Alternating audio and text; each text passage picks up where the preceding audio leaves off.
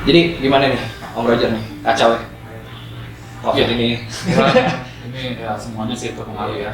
Realita yang mesti kita hadapi ya. Airline bisnis itu sangat berdampak gitu ya.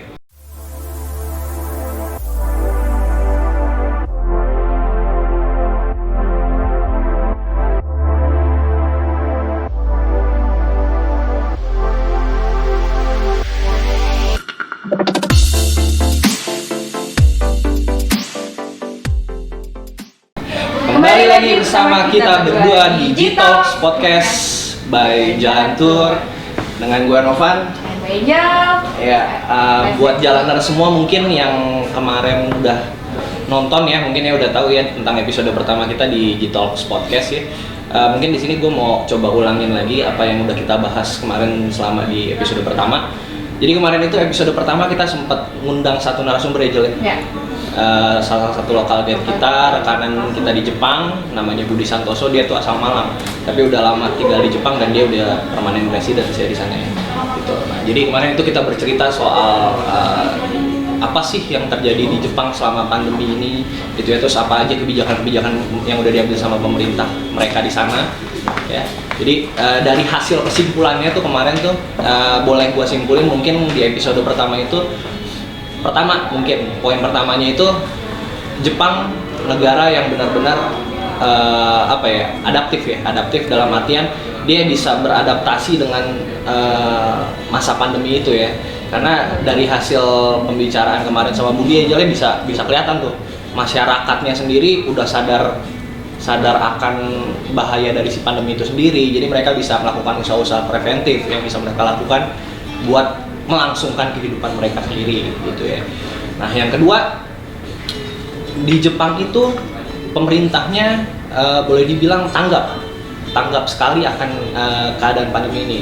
Itu mungkin bisa tercermin dari kemarin ya, jelek dari uncover YouTube kita ya. Satu orang di Jepang bisa dapat 13 juta rupiah selama masa pandemi gitu. Itu mungkin bisa jadi bahan pembelajaran bagi negara-negara lain juga ya mungkin ya selama menghadapi masa pandemi ini. Dan yang ketiga, Jepang kesimpulannya intinya mereka udah mulai recovery,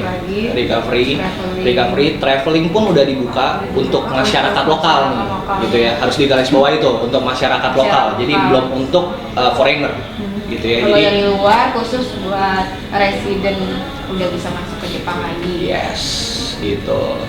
Jadi kayak kemarin juga 1 Juli Disneyland udah balik lagi dibuka ya. Jadi Jepang intinya sudah mulai recovery. Mungkin kalau di dalam presentase boleh kita bilang mungkin 70 Ya, atau 70 sampai 80% ya Jalen. 70 sampai 80% sudah mulai kembali recovery, tapi mereka tetap masih belum bisa untuk membuka pintu mereka kepada foreigner semua karena yaitu kemarin seperti yang di kesimpulan yang gue bilang, Jel. Kalau dari kitanya sendiri nggak bisa coba recovery juga di negara kita, mereka kan nggak akan buka pintu gitu. Itu jadi itu aja mungkin resume dari gua untuk episode pertama. Kalau lebih lanjutnya cek lagi ke episode pertama. Iya, jadi mungkin bisa nanti kalau mau udah nonton episode kedua ini, gua kemarin penasaran apa sih isinya tuh episode pertama, nanti gua coba lihat dulu, ya kan? Bisa tuh ditonton ulang ya. Cek lagi episode pertama. Nah, untuk kali ini di episode kedua kita akan kedatangan 2 narasumber tampan representatif dari Japan Airlines. Nah, kita mau tahu nih update dari Japan Airlines gimana sekarang ini. Sebelumnya kita perkenalkan diri dulu dari 2 pria tampan ini. Silakan perkenalkan diri. Oke, nama saya Antonius Richard, saya dari Japan Richard. Saya adalah salah satu representatif dari Japan Airlines. Saya di sini datang nggak sendiri, saya berdua dengan Bapak Roger. Om Roger. Om Roger ya, kita biasa di sini kita panggilnya Om Roger ya. Ganteng banget ya dua-duanya, ada Om Roger sama Richard di sini. Jadi buat sekedar informasi aja jalan, kita tuh sama Japan Airlines satu gedung. Kita di Wisma Care. Nah, sekarang kita live juga di Wisma Care sebenarnya. Tapi ini kita di salah satu tempat di Glowing Cafe. Itu dia di sini kayak semacam co-working space gitu ya. Jadi kita coba tag di sini untuk membukakan jalan semua wawasan. Kemarin kita udah bukain soal Jepang, nah sekarang kita coba dari segi infrastrukturnya. Yes. dimulai dari transportasi itu sendiri, Chan, Om Roger, gitu ya. Jadi kita di sini ngobrol-ngobrol santai aja, Chan, Om Roger. Ya, jadi kita mau coba bukain wawasan jalanan semua. Jadi gimana nih, Om Roger nih, kacau ya? COVID ini. Ini ya semuanya sih terpengaruh ya. Realita yang mesti kita hadapi ya. Airline bisnis itu sangat berdampak gitu ya. Nah, tapi sekarang gini Om, mungkin gua mulai starting dari pertanyaan gua.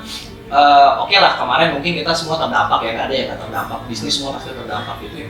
Nah sekarang yang gue mau tanyain, untuk dari segi Japan Airlines sendiri nih, untuk schedule yang sekarang sudah diberlakukan kembali itu gimana sih Om? Coba bisa dijelasin kayak gitu perjalanan semua. Oh ya, untuk awalnya sih emang kita ada 2 flight ya, pagi dan malam. Jadi karena COVID-19 ini sementara waktu kita cuma ada 2 flight per minggu ya, dan itu hanya flight malam. Jadi untuk dia 726 itu untuk outbound dan 725 itu inbound. Dan rute kita dari Jakarta ke Narita ya, itu bisa connecting langsung ke Amerika, dan itu tujuannya ke San Francisco, LA dan Dallas, dan juga ada Kanada, itu kita ke Vancouver, dan Korea kita ke Busan. Tapi itu semua udah dibuka tuh ya? Iya, Udah dibuka semua ya? Tapi mungkin dari segi presentasi armadanya aja ya, mungkin masih belum sepenuhnya kali ya? Jadi sekarang Japan Airlines sudah beroperasi, tapi hanya 2 penerbangan dari Jakarta Narita, dan itu hanya flight malam, seminggu 2 penerbangan aja ya? Iya, 2 kali. Udah interconnectingnya tetap jalan dari Jakarta Narita, connecting ke Amerika. Tadi kemana aja Om? Sorry? Amerikanya ke LA, Frisco dan Dallas. San Francisco dan Dallas ya. Dan untuk Kanadanya sendiri ke Vancouver, dan tetap ada ke Korea, ke Busan ya. Betul. Jadi buat jalanan semua yang udah mau mulai merencanakan liburannya, Japan Airlines bisa jadi salah satu alternatif pilihan ya buat jalanan saya gitu ya, yang mau ke Amerika, yang mau ke Kanada atau mungkin ke Korea. Japan Airlines sudah siap untuk melayani jalan semua gitu ya. Nah sekarang kalau misalkan tadi kan, nah kayak yang kemarin tadi Om Roger bilang, itu mungkin armadanya belum beroperasi semua ya. Betul. Nah itu kurang lebih presentasinya mungkin kalau bisa digambarin itu kurang lebih berapa? Kalau dari segi presentasi itu sekitar 10-20%. Sekitar 10-20 ya. Tapi oke lah ya buat masa-masa seperti sekarang, gua rasa sih dengan udah bisa 10-20% di setiap rute tuh ya. Maksudnya itu sih gua rasa sih udah good gitu loh. Semoga segera bisa recover 100% ya. Amin. Nah, sekarang gini, balik lagi pasti orang mau traveling sekarang kalau gua rasa ya mungkin penuh rasa ketakutan, karena dia berpikir wah COVID ini bisa dari mana aja gitu ya, bisa terpapar dari mana aja, termasuk di dalam pesawat juga nih Om, gitu ya. Nah sekarang yang gua mau tanyain, ya sebenarnya sih standar mungkin ya. Protokoler COVID apa sih, protokoler kesehatan apa yang dilakukan sama Japan Airlines selama masa pandemi ini gitu? Mungkin Richard bisa jawab kan? Ya. Jadi tentunya semasa pandemi COVID-19 ini Japan Airlines kita beradaptasi dengan kondisi yang terjadi sekarang. Maka dari itu kita menerapkan regulasi-regulasi baru, mulai dari sebelum tamu berangkat sampai tamu terbang mengudara ya di pesawat. Jadi mulai dari pada saat check-in itu kita sekarang sudah memperlakukan check-in berjarak. Jadi untuk antriannya itu kita buat physical distancing. Jadi antriannya nggak merapat-rapat antara satu penumpang dengan penumpang lainnya, ada jaraknya. Dan kemudian di beberapa airport tempat jam beroperasi itu kita sudah menyiapkan partisi untuk pemisah antara petugas check-in counter dengan tamunya ya. Dan juga semua petugas Japan Airlines yang ada di airport ataupun yang ada di udara itu sudah menggunakan masker dan juga sarung tangan. Jadi keseluruhan ya, secara overall, maksudnya dalam artian dia tetap care sama keselamatan dan kesehatan dari penumpang itu sendiri ya gitu ya. Iya, itu nomor 1 ya. Betul, nomor satu dari Japan Airlines kita mengutamakan safety. Nah, jadi buat jalan semua yang mungkin masih punya rasa ketakutan ya Jul, kadang kan orang kita gitu ya, parnoan nih, gitu, takut misalkan, aduh nanti gua di pesawat tiba-tiba misalkan gua pesen makanan lah atau gimana kan dari menunya sendiri atau gimana. Nah, kalau dari pesen makanan kayak gini gimana? Kalau berarti in-flight ya? In-flight meals. Nah, untuk in-flight itu kalau meal sih sebetulnya prosedurnya sama aja. Tapi kan di atas di udara seperti yang sudah disebutkan, steward dan stewardess kami itu menggunakan masker dan sarung tangan untuk preventif. Dan juga ditambah lagi sebetulnya selain in-flight meals, pesawat kami itu untuk sekarang ini itu disinfektan secara berkala. Jadi harusnya sudah bersih sekali ya, sangat higienis untuk di pesawat. Dan juga kita sudah menyiapkan juga tempat cuci tangan dan sebagainya. Jadi satu lagi mungkin pertanyaan tambahan dari gue nih, Cak. Tadi kan lu udah jelasin tuh soal protokol kesehatan yang dilakukan sama Japan Airlines selama masa pandemi COVID ini ya.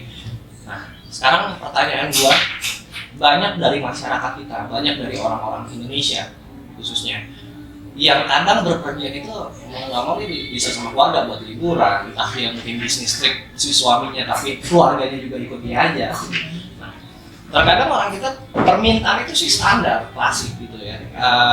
Mereka mau si anaknya ini, katakanlah misalkan dia berpergian ayah, ibu dengan 2 anak.